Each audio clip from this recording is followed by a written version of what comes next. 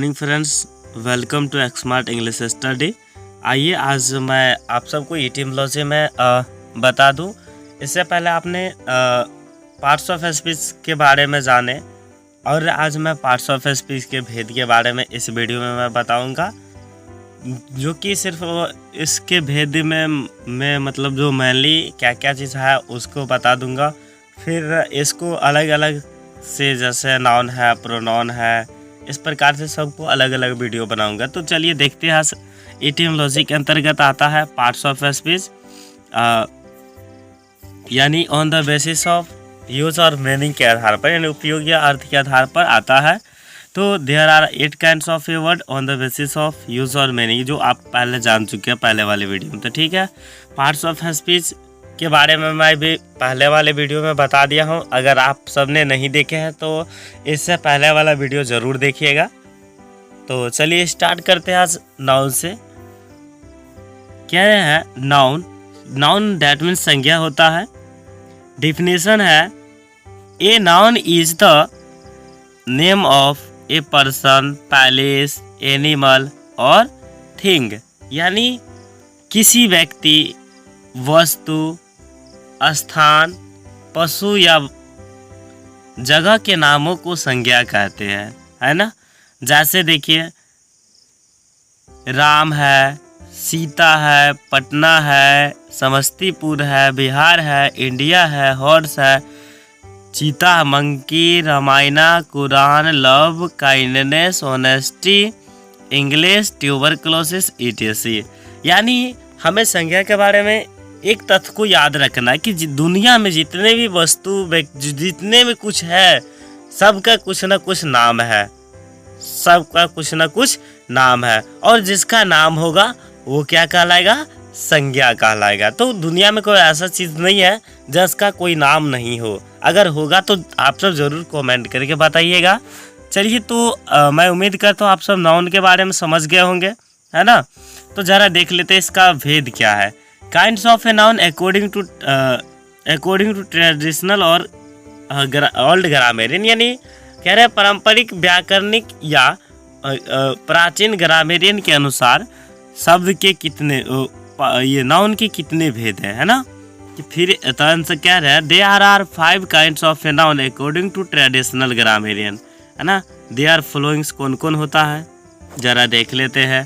Proper noun व्यक्तिवाचक संज्ञा, common noun जातिवाचक संज्ञा, collective noun समूहवाचक संज्ञा, मटेरियल नाउन द्रव्यवाचक संज्ञा, एब्स्ट्रैक्ट नाउन भाववाचक संज्ञा। इसके बारे में मैं अगला वीडियो में अलग से जो बनाऊंगा नाउन का, प्रोनाउन का, इस प्रकार से, तो उसमें अच्छा से डिस्कस करके बताऊंगा और उसका यूज़ बताऊंगा कि कहाँ कहाँ कैसे यूज़ होता है।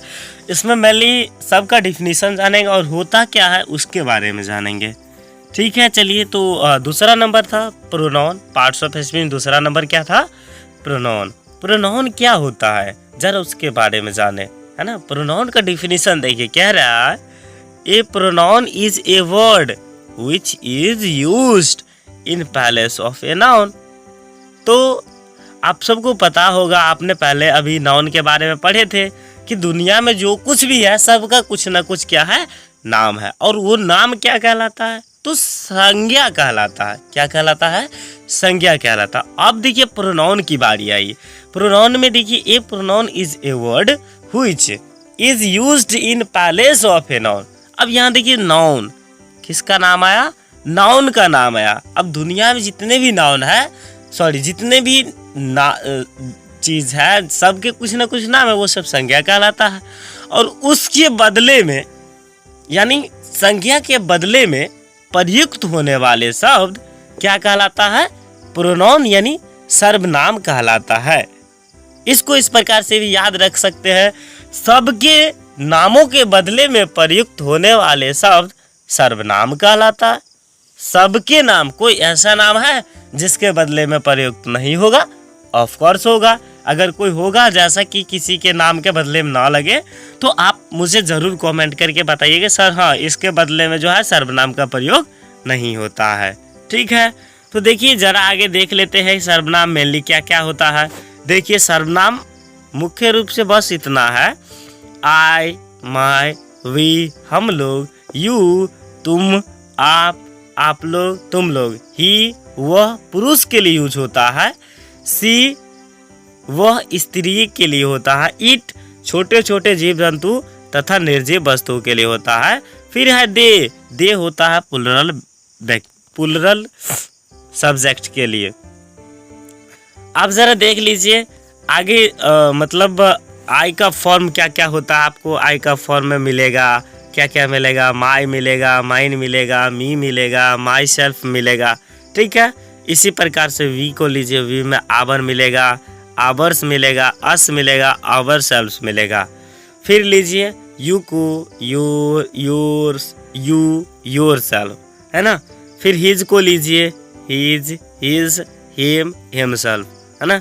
जब केस पढ़ेंगे तो उसमें आपको पता चल जाएगा कि क्या इसका मतलब चेंजेबल। फिर हर सी को लीजिए, her hers herself, it itself. फिर कह रहे they their theirs themselves. हाँ, यहाँ देखिए सेल्फ SELF सेल्फ लगाकर वो सिंगुलर के लिए प्रयुक्त होता है और सेल्फ लगाकर प्लुरल के लिए प्रयुक्त होता है। इसी प्रकार से देखिए दिस माने यह होता है, दिस का प्लुरल दिस होता है, ये सब होता है, आपने पढ़े होंगे। और एक ट्रांसलेशन छोटे बच्चों को पहले यही सिखाया जाता है कि दिस दैट, यह राम है, वह मोहन है ना।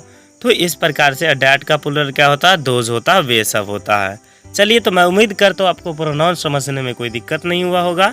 अगर कोई भी समस्या है तो ज़रूर कमेंट करिएगा। देखते हैं आगे एडजेक्टिव क्या है। एडजेक्टिव मतलब क्या होता है, विशेषण। एडजेक्टिव मतलब क्या होता है, आप विशेषण। आपने नाउन और प्रोनाउन के बारे में समझ के जरा विशेषण को देख लीजिए। कह रहे an adjective is a word which qualifies a noun और ए प्रोनाउन। अब देखिए, इससे पहले आपने नाउन का परिभाषा समझ गए, डिफिनीशन समझ गए, फिर प्रोनाउन का समझ गए।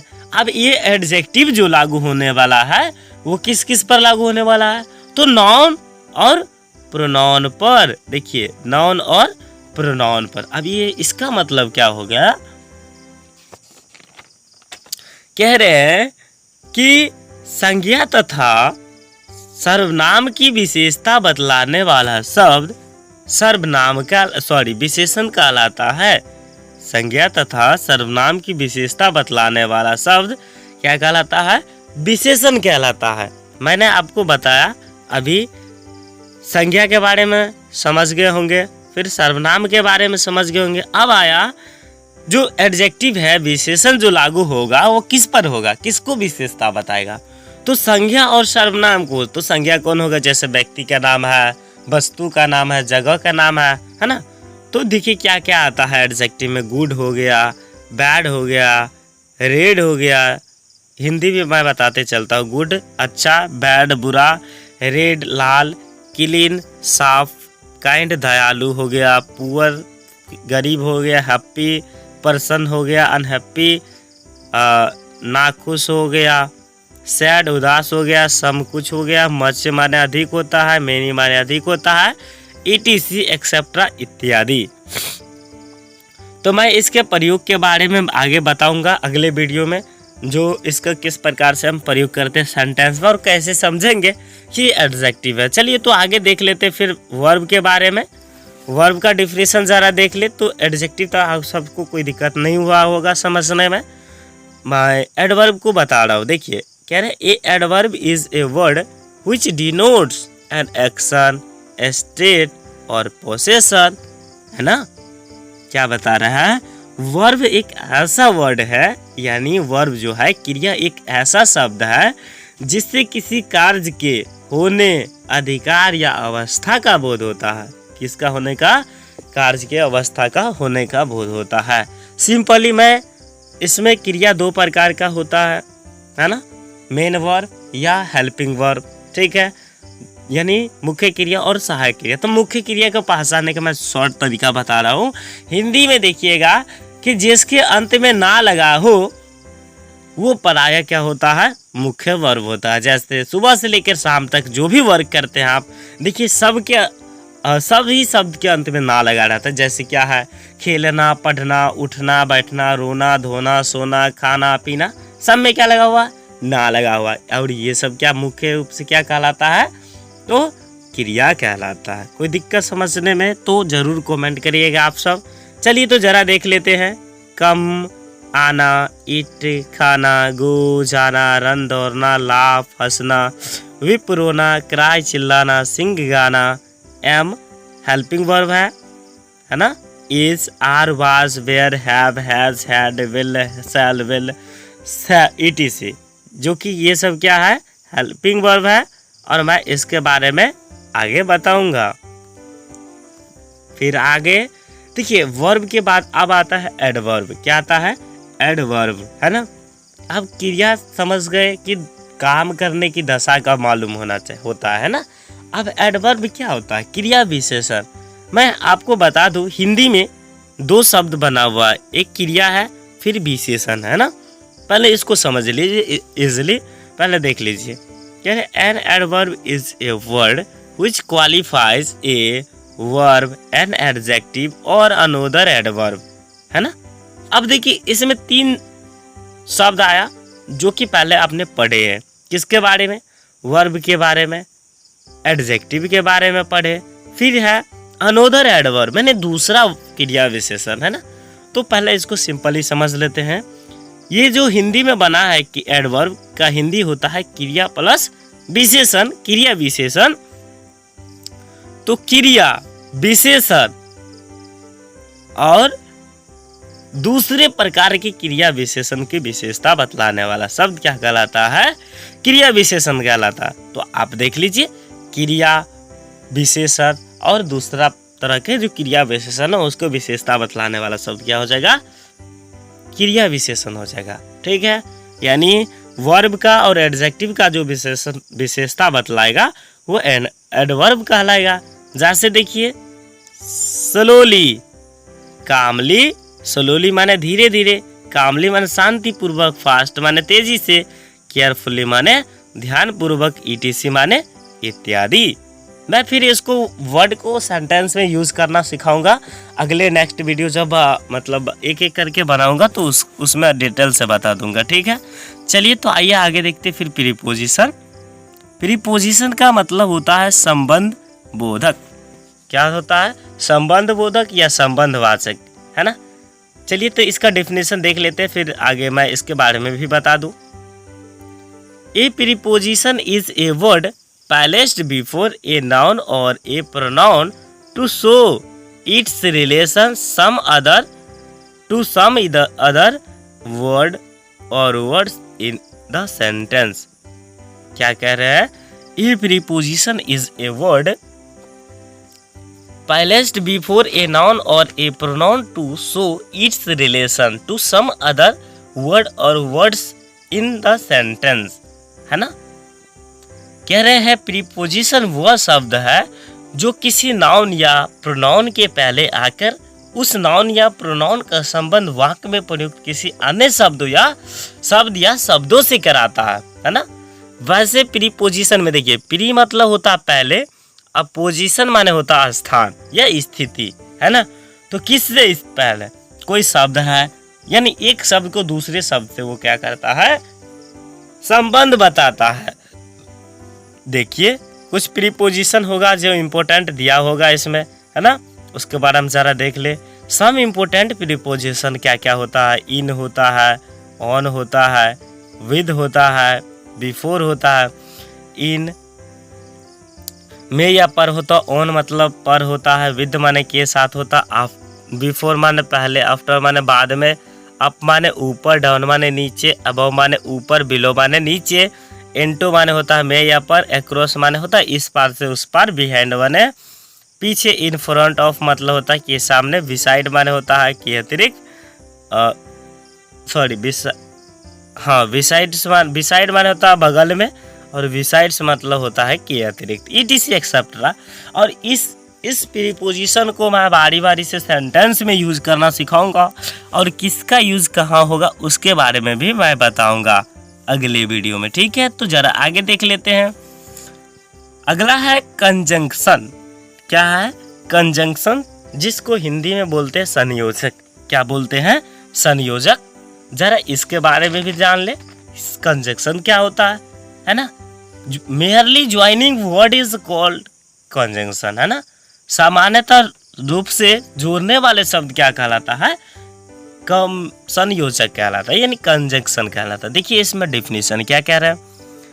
ए conjunction is a word used to join words, phrases, clauses और सेंटेंसेस टुगेदर, है ना? कह रहे हैं संयोजक वह शब्द है जो शब्द समूहों, वाक्यांशों, उपवाक्यों या वाक्यों को जोड़ता है ना? किसको किसको जोड़ता है? शब्द को जोड़ता है, फ्रेजेस को जोड़ता है, क्लॉजेस को जोड़ता है या दूसरे प्रकार के वाक्यों को जोड़ता है ना? इसमें देखिए क्या है, किसको किसको, तो इस प्रकार के में कौन सा आता है जोड़ने वाला? देखिए जोड़ने वाला वर्ड जो आपको मिलेगा, आपने अच्छे से अगर थोड़ा भी पढ़े होंगे ग्रामर या कोई ट्रांसलेशन बनाए होंगे तो देखिएगा लिखा होगा एंड से जुड़ा होता है। जैसे राम एंड श्याम, मोहन एंड सोहन, है ना? तो एंड मतलब और होता है, बट माने लेकिन, Ram is poor but he is honest. इस प्रकार का सेंटेंस आपने पहले से बनाए होंगे कि राम गरीब है लेकिन वह ईमानदार है ना? फिर और मतलब होता है या, वाइल माने जबकि, ओनली सिर्फ, फोर क्योंकि, नॉट ओनली बट अल्सो, है ना? न ही सिर्फ, है ना? भी आगे ETC इत्यादि, मैं इसके बारे में भी आगे बताऊंगा, है ना? तो जिसमें देखिए एक एग्जाम्पल भी इसमें दिया हुआ है सेंटेंस को कि Ram and Mohan are friend. Ram और मोहन क्या है? दोस्त है। तो इसमें जो है here and is a conjunction, यहाँ जो है एंड क्या है? एक संयोजक के रूप में काम कर रहा है, ठीक है? फिर आगे देखिए मैं बता रहा हूँ इंटरजेक्शन। क्या है इंटरजेक्शन? जरा इंटरजेक्शन का भी मतलब समझ ले। इंटरजेक्शन मतलब होता है विस्मयादि बोधक अव्यय। डिफिनेशन होता है words which are used to express some sudden feeling और emotion of human heart are called interjections, है ना? जरा इसका मतलब देख लेते हैं क्या होता है ना? कह रहे हैं वैसे शब्द जो मानव के हृदय आकस्मिक भावों यथा प्रशंसा, दुख, आश्चर्य इत्यादि की अभिव्यक्ति करते हैं, वो क्या कहलाते हैं?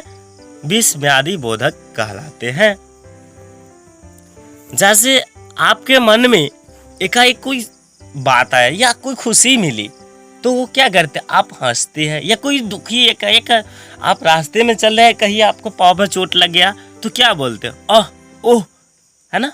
तो इस प्रकार के जो वर्ड होते हैं वो किस में आता है? इंटरजेक्शन में आता है। यानी आपके मन में जो अचानक फीलिंग आती है, आपके मन में जो अचानक फीलिंग, यानी आपके मन में जो अचानक भाव आता है, कोई इमोशन आता है या कोई हार्ट में कोई प्रॉब्लम यानी कोई समस्या आता है, या खुशी का हो या दुख का हो या आश्चर्य का हो या घृणा का हो, तो ये सब क्या किस में आ जाता है? इंटरजेक्शन में आता है ना? तो जैसे देखिए इसमें कुछ आने वाले वर्ड है हुर्रा। हुर्रा किसके लिए प्रयोग किया जाता है? खुशी के लिए, यानी हैप्पी, प्रसन्नता के लिए किया जाता है। सौरो, सौरो माने दुख द्योतक शब्द है ना? तो सौरो दुखी द्योतक के मतलब दुख के लिए यूज किया जाता है ना?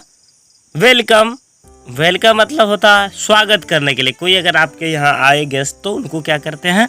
स्वागत में क्या बोलते हैं? वेलकम, है ना? देखिए इसमें कुछ नीचे दिया हुआ है नोट में, जरा इसको भी देख लेते हैं, है ना? कह रहे हैं note of exclamation is use eight there and, है ना? मतलब इस प्रकार के एक्सक्लामेशन यानी मतलब ये इंटरजेक्शन में नोट ऑफ एक्सक्लामेशन का यूज किया जाता है ना? जिसको हिंदी में विस्मयादि बोधक चिन्ह बोलते हैं ना? देखिए मैं दिया हुआ है इस प्रकार के चिन्ह अवश्य लगा रहा था। देखिए हुर्रा में लगा हुआ है, सौड़ो में लगा हुआ है, वेलकम में लगा है। इसी प्रकार आपको देखने को मोस्ट यूजफुल वर्ड जो है मिलेगा, वेल डन मिलेगा, ब्रेवो मिलेगा, है ना? इस प्रकार का शब्द आपको मिलेगा। ठीक है, तो मैं उम्मीद करता हूँ, है ना, आई होप आप सब अच्छे से समझ गए होंगे इस वीडियो को। तो आज का वीडियो में बस इतना ही था, और मैं आप सबके साथ फिर मिलेंगे नेक्स्ट वीडियो में। तो मैं नेक्स्ट वीडियो जो बनाऊंगा अगले, तो इसी प्रकार से अब आपने पूरे पार्ट्स ऑफ स्पीच को इसमें जाने, जो मेनली क्या क्या होता है, नाउन क्या होता है, प्रोनाउन क्या होता है ना। अब जो आपको बताऊंगा तो अलग अलग बताऊंगा नाउन के बारे में, तो नाउन का पूरा डिटेल मैं अगला वीडियो बनाऊंगा। ठीक है, तो मैं आशा करता हूँ कि आप सबको ज़रूर समझ में आया होगा।